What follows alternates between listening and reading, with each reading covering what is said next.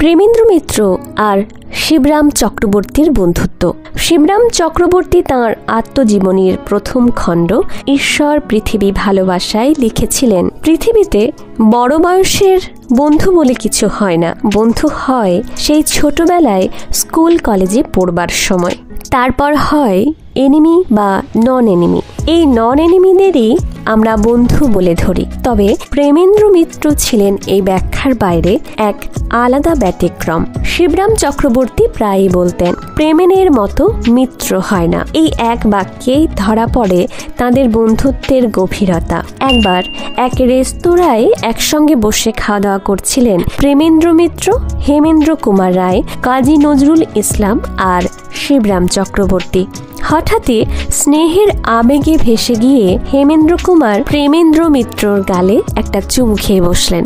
এই মজার মুহূর্তটি নিয়েই শিবরাম চক্রবর্তী লিখলেন, গল্প না বৎস না কল্পনা চিত্র, হেমেন্দ্র চুম্বিত প্রেমেন্দ্র মিত্র যেন ছন্দে বাঁধা এক অমোঘ স্মৃতিচিহ্ন।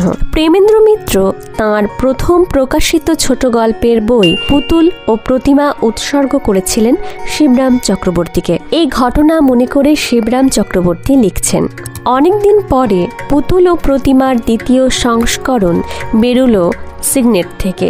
তার একখানা কপি হাতে পেতে পাতা উল্টে দেখি বইটা আমার নামে উৎসর্গ করা। একি, আমি অবাক হয়ে গেলাম দেখে। তোমার প্রথম বইটা আমাকেই দিয়েছো দেখছি।